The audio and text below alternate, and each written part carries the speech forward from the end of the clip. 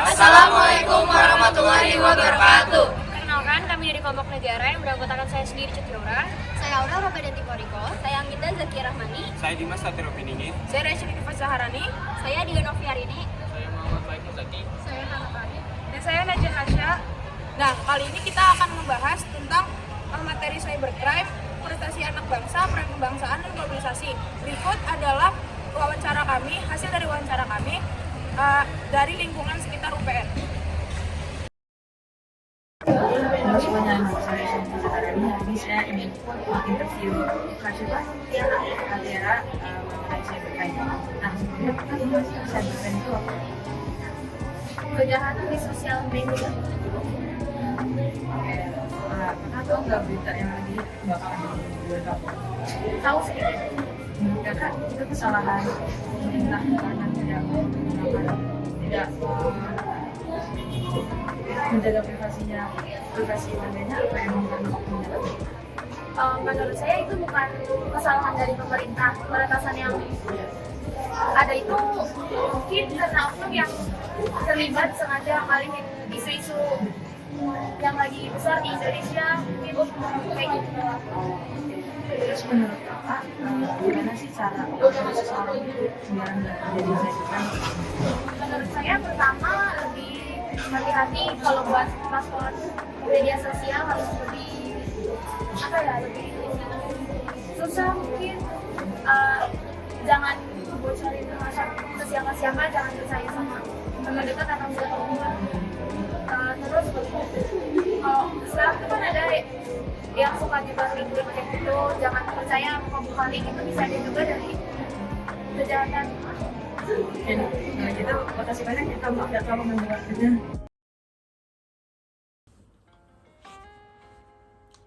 Oke, selamat sore Mas. Sore. Perkenalkan, nama saya Dimas. Halo Dimas, saya Kevin. Oke Mas Kevin. Jadi gini, saya ingin mewawancarai Mas mengenai cybercrime. Lebih tepatnya cyberbullying. Saya ingin bertanya kepada Mas, menurut Mas ini pengertian dari cyberbullying itu apa ya Mas? Pengertian dari cyberbullying ya? Iya. Kalau dari yang saya pahami, cyberbullying itu sebenarnya sama aja ya kayak bullying biasa. Namun titik berat dari perbedaan antara cyberbullying dan juga bullying itu adalah pada wadah dan tempatnya gitu. Kalau misalnya cyberbullying kan dia dilakukan itu secara online atau secara daring, dan itu bisa dilakukan kayak misalkan melalui media sosial atau juga di internet. Sekiranya itu yang saya pahami. Oke Mas. Tentu kan dari cyberbullying ini pasti ada korban. Menurut Mas dampak kepada korban tentang adanya cyberbullying ini apa Mas? Dampak yang dirasakan korbannya ya? Kalau misalkan untuk dampaknya tentu akan merugikan, karena kan seperti yang kita tahu kalau misalkan bullying itu sendiri kan bisa membuat sang korban tuh jadi kayak merasa kurang percaya diri, dia merasa lingkungan itu tidak mendukung dia, tidak suportif, dan menurut saya sendiri cyberbullying itu justru lebih berbahaya daripada bullying, karena cyberbullying itu kan dilakukan secara online dan kita kayak mungkin masih juga ngerasain lah di zaman online ini kan kita kalau berbagi pesan aja, berbagi informasi lewat chat gitu, lewat media sosial itu kan cepet banget gitu loh. Ya sama halnya kayak cyberbullying yang menurut saya mungkin pesan-pesan buruk ke korban yang bisa bertubi-tubi datangnya dan juga cepat, itu bisa lebih besar dampaknya yang dirasakan oleh korban ketimbang bullying sendiri. Jadi kesimpulannya itu dampak psikologisnya lebih berbahaya ya Mas kepada korban? Tentu, tapi ya mungkin tetap lebih baik sih jika bullying itu tidak ada. Oke Mas. Sekiranya segitu aja Mas. Sebelumnya terima kasih sudah mau diwawancarai oleh saya Mas Kevin. Iya, sama-sama. Oke. Sekian dari saya. Wassalamualaikum warahmatullahi wabarakatuh.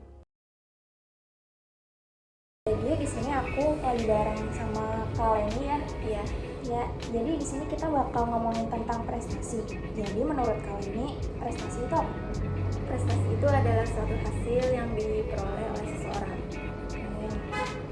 Buat pertanyaan kedua nih, bagi Kak Leni, penanganan sama fasilitas bagi prestasi anak bangsa di Indonesia itu udah cukup baik atau belum? Mungkin untuk di beberapa daerah yang mudah dijangkau, penanganan dan fasilitas sudah bagus. Tapi untuk beberapa daerah, pedalaman belum tentu sebagus wilayah yang mudah dijangkau. Bisa jadi karena akses dan transportasi. pertanyaan ketiga nih buat kalian. Tanggapan kalian ini tentang fenomena Citayam Fashion Week dalam ranah prestasi itu ada hubungannya nggak sih? Ada hubungan antara keduanya, di mana Citayam Fashion Week bisa mengatur kreativitas seseorang. Makasih ya Kak. Kali ini saya sedang bersama Mas Satria Dio. Menurut Mas Satria, prestasi itu apa? Prestasi itu suatu kebanggaan yang bisa dimiliki seseorang dan bisa dibanggain lah pokoknya. Menurut Mas Satria, penanganan dan fasilitas buat prestasi anak di Indonesia ini udah cukup baik belum? Menurut saya di kota-kota besar mungkin sudah cukup baik, tapi yang di terpencil mungkin belum cukup baik menurut saya. Menurut tanggapan Mas Satria ya mengenai fenomena Citayam Fashion Week itu dalam lingkup prestasi itu ada hubungannya nggak? Ada korelasinya nggak? Menurut saya nggak ada korelasinya sama sekali, karena ya itu hanya hiburan semata lah gitu. Tapi kalau misalnya yang itu yang kayak bonge itu kan dapat ini ya, dapat uang, dapat fame, itu gimana itu kira-kira? Tetap nggak bisa dibilang prestasi sih Mas, mungkin tapi tadi Mas bilang bisa dibanggain. Ya, saya sedang bersama Mas. Nama saya Naufal Reza. Ya, saya hari ini akan bertanya ya. Menurut Mas Reza nih, prestasi itu apa sih? Prestasi, menurut saya prestasi itu adalah sebuah hasil dari sebuah skill atau bakat yang dimiliki oleh seseorang, dan di mana prestasi itu bisa dibanggakan oleh orang tersebut. Oh iya.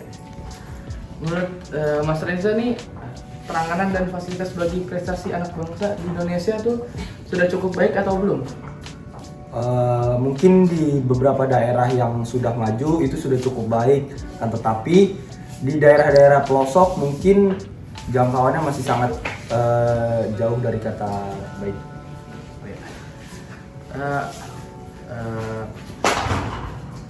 Tanggapan Anda mengenai fenomena Citayam Fashion Week dalam ranah prestasi itu gimana? Ada korelasinya nggak? Sebenarnya ada korelasinya, karena di situ di Citayam Fashion Week anak-anak itu memiliki kreativitas dan memiliki sebuah inovasi untuk meramaikan dalam dunia fashion, ya, dimana bisa juga menarik dari artis-artis, wisatawan luar yang berkunjung ke Citayam Fashion Week tersebut.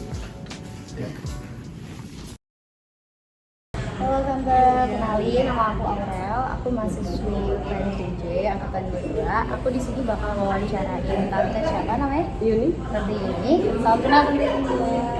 Nah, hari ini tuh aku mau wawancarain Tante tentang seberapa sering sih masyarakat Indonesia memakai produk lokal atau produk asing juga termasuk.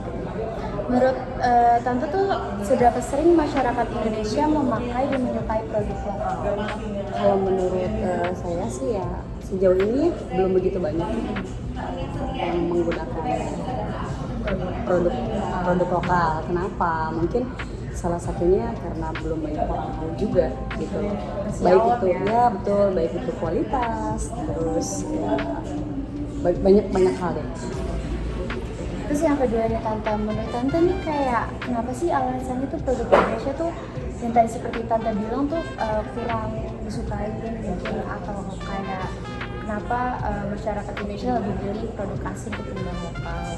Gini, mungkin banyak orang Indonesia juga belum begitu paham gitu ya, maksudnya dengan produk-produk Indonesia itu sebenarnya memang banyak yang sudah mulai bagus, cuma mungkin dari entah itu dari pemasarannya sendiri yang menyebabkan produk-produk Indonesia tuh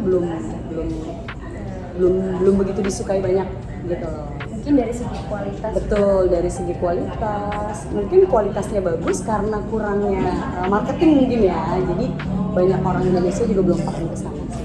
Lebih ke sana sih kalau menurut saya. Terus terakhir nih Tante, menurut Tante tuh mungkin gak sih kedepannya tuh produk Indonesia tuh bisa bersaing di ranah internasional? Kalau untuk mungkin tidak, ini kemungkinan itu pasti ada. Kenapa saya bilang? Karena sudah mulai digalakan UMKM, di mana UMKM itu memperkenalkan produk-produk Indonesia. Pastinya kan akan lebih banyak nih orang-orang Indonesia tertarik. Oh ini ternyata bagus loh. Oh ini ternyata bahannya begini loh. Oh ini begini loh. Kayak gitu sih. Bantuan dari pemerintah juga ngebantu banget buat orang-orang Indonesia tahu kalau produk Indonesia itu ternyata banyak yang bagus gitu. Iya betul. Oke Tante, segitu aja sih sebenarnya pertanyaan simpel kan? Iya. Terima kasih Tante atas waktunya. Terima kasih. Aku Anggita Zakia. Di sini aku sama temen aku namanya Faiza Amanda. Di sini aku pengen nanyain beberapa pertanyaan. Siap Faiza? Ya, oke. Menurut Faiza, seberapa sering sih dan seberapa banyak masyarakat Indonesia yang pakai dan menyukai produk Indonesia? Kalau dari lingkungan aku sendiri sih lumayan banyak yang pakai produk Indonesia. Apalagi sekarang juga produk Indonesia banyak yang bagus-bagus, terus juga murah-murah. Tapi sebenarnya nggak bisa dipungkiri juga kalau banyak juga teman-teman aku yang lebih suka sama produk luar dibanding produk Indonesia. Oke. Terus kalau menurut Faiza sendiri, apa sih alasannya kenapa produk Indonesia tuh disukain atau nggak disukain? Kalau disukain mungkin karena harganya beda banget pastinya sama produk luar. Terus juga produk Indonesia itu sekarang kan kualitasnya bagus-bagus gitu, nggak kalah dari produk luar, tapi harganya jauh lebih murah gitu daripada produk luar. Jadi mungkin itu salah satu faktornya sih kenapa produk Indonesia itu disukain. Tapi kalau nggak disukainnya mungkin karena kayaknya dari gengsinya nggak sih, kalau kayak dari mereknya. Kalau merek Indonesia kan ya merek lokal mungkin dipandangnya kayak masih ya merek lokal gitu. Kalau merek luar tuh gengsinya tuh kayak lebih tinggi gitu nggak sih mungkin. Jadi masyarakat Indonesia tuh cenderung lebih suka produk luar jadi, gitu. Jadi kayak sebenarnya kalah di nama brandnya aja sih sebenarnya. Sebenarnya kalau menurut aku kualitas produk Indonesia sama produk luar sebenarnya mirip-mirip aja sih. Cuma dari brandingnya aja. Terus kalau Mas Faizal, apa kedepannya tuh produk Indonesia tuh bisa bersaing di pasar internasional? Menurut aku bisa banget karena makin kesini tuh produk Indonesia, produk lokal tuh makin banyak yang bagus gitu loh, dan harganya tuh murah banget gitu. Oke, kualitasnya juga bagus. Jadi aku yakin pasti bisa bersaing. Ya udah, sekian wawancara dari aku dan jawabannya makasih banget ya. Iya. Bye-bye. Assalamualaikum warahmatullahi wabarakatuh. Nama saya Najah Hasya dari kelompok 34. Saya ingin mewawancari Bapak siapa sebelumnya? Bambang Sumitro. Kalau boleh tahu sekarang kesibukannya apa? Saya karyawan di sebuah perusahaan otomotif. Jadi saya ingin bertanya tentang Citayam Fashion Week. Menurut Bapak, apa tanggapan Bapak mengenai Citayam Fashion Week? Citayam Fashion Week yang saya tahu beberapa bulan lalu sempat heboh gitu ya, menjadi bahan perbincangan yang menghiasi topik-topik bahasan di sosial media, bahkan melibatkan banyak orang-orang termasuk contohnya artis dan orang-orang lain yang ingin menyaksikan langsung atau terlibat. Jadi menurut saya Citayam Fashion Week itu satu saluran ekspresi dari kaum muda melalui jalur mereka sendiri, yaitu dengan cara mengekspresikan diri mereka melalui fashion yang dituangkan dalam bentuk pakaian yang nyentrik dan ditampilkan atau dipertontonkan di jalanan ibu kota Jakarta. Dan menariknya itu menjadi satu ikon yang bisa menarik perhatian masyarakat yang mungkin tadinya mereka tidak terlalu peduli, lama-lamaan itu menjadi satu yang atraktif, tontonan tersendiri yang menarik karena yang saya perhatikan dia itu berbeda, dia menampilkan sesuatu yang berbeda dengan yang sudah ada saat ini. Contohnya dia menampilkan bentuk fashion dengan versi yang mereka karang sendiri, kemudian mereka tampilkan apa adanya di jalanan, dan itu mendapat sambutan yang besar dari masyarakat umum gitu. Jadi apakah Citayam Fashion Week itu satu bangsa atau justru menaikkan bangsa Indonesia? Ya ada dua sisi ya, ada pro dan cons-nya. Di sisi positifnya sebetulnya dia bisa menjadi saluran kreativitas anak-anak muda di bidang seni, khususnya fashion baju gitu ya. Sebetulnya kalau itu dilakukan pembinaan, pemberdayaan, pengembangan, itu bisa menjadi salah satu bidang yang bisa dikembangkan secara kreatif, ekonomi kreatif. Nah, itu tentu satu sisi positifnya.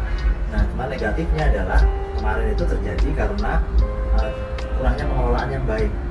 Nah, karena dia mengambil tempat di jalanan, otomatis itu menimbulkan reaksi dari masyarakat sekitar. Bentuknya apa? Jalanannya jadi macet karena pengunjung Fashion Week itu begitu membludak. Mereka semuanya ada di jalan, membludak memenuhi jalan sehingga mengakibatkan kemacetan. Nah, ini sisi negatifnya. Sebetulnya nggak perlu dilihat itu sebagai sesuatu yang negatif kalau bisa dikelola dengan baik.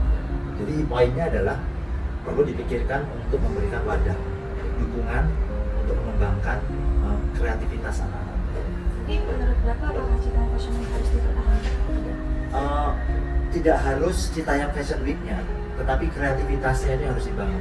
Jadi Citayam Fashion Week bisa aja karena udah dicap negatif oleh masyarakat karena menimbulkan kemacetan, kerusuhan dan sebagai macam yang negatif yang menjadi topik bahasan di sosial media, akhirnya masyarakat yang tadinya mendukung jadi antipati.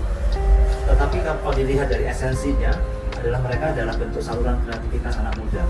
Nah, itu sebetulnya yang mesti diambil, nilainya diambil dan dikembangkan. Jadi namanya mungkin bukan Citayam Fashion Week lagi. Bisa jadi misalnya Jakarta Street Fashion Week. Orangnya bisa jadi juga anak-anak yang berkecimpung di Citayam Fashion Week itu diambil, dikelola, dikembangkan, dibekali dengan pendidikan yang lebih sehingga mereka menjadi lebih profesional lebih dari. Sama-sama. Waalaikumsalam. Selamat sore Kak. Sore. Nah, aku di sini mau nanya nih tentang Citayam Fashion Week. Boleh dikenal dulu nggak kakak dari siapa? Nama saya Agi Krana, sekarang kesibukan kuliah di Sastra Belanda UI. Oh, oke. Nah kakak sebelumnya udah tahu belum Citayam Fashion Week itu apa? Tahu Citayam Fashion Week itu kayak ajang atau acara itu kayak tempat di Duku Atas. Jadi kita baik anak-anak muda yang pakai pakaian yang mungkin selama ini mereka mau pakai tapi kayak mereka nggak berani, jadi kayak mereka berani diri buat pakai di Citayam Fashion Week itu. Oh, oke. Nah terus Kak, menurut kakak Citayam Fashion Week ini mengganggu atau enggak? Kalau ada dua jawaban nih Kak, jadi kalau dengan adanya Citayam Fashion Week itu nggak mengganggu, tapi secara penempatan mungkin mengganggu ya kalau didatengin sama banyak orang deh.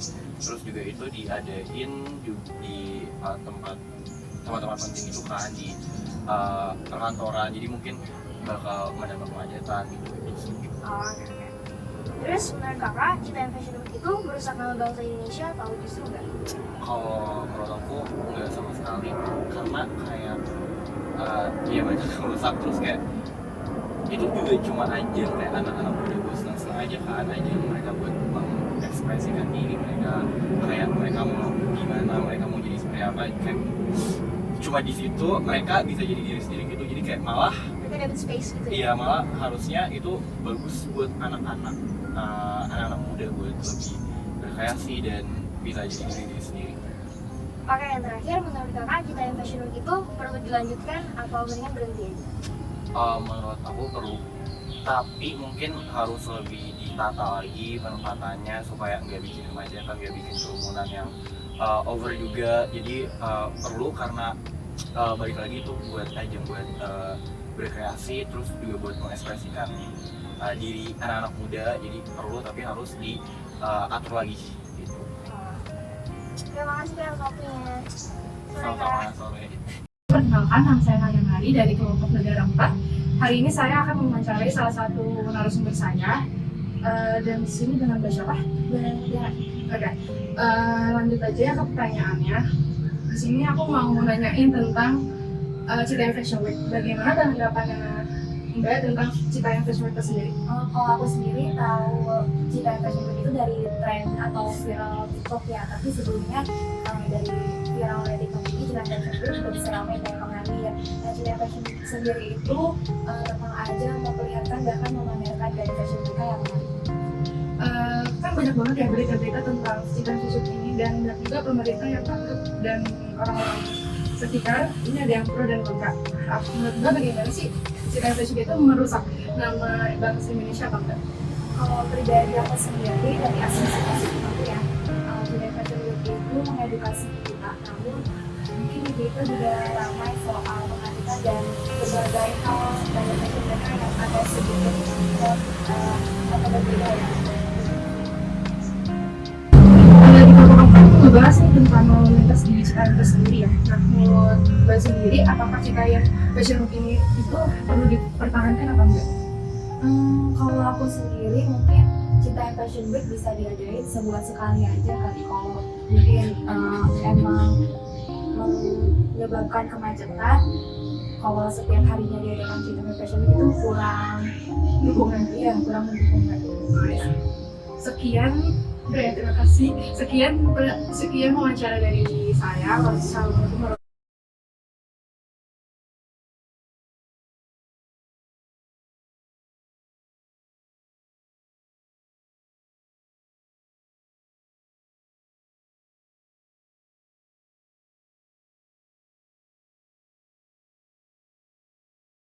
Sekian dari kami, kurang lebihnya mohon maaf. Wassalamualaikum warahmatullahi wabarakatuh.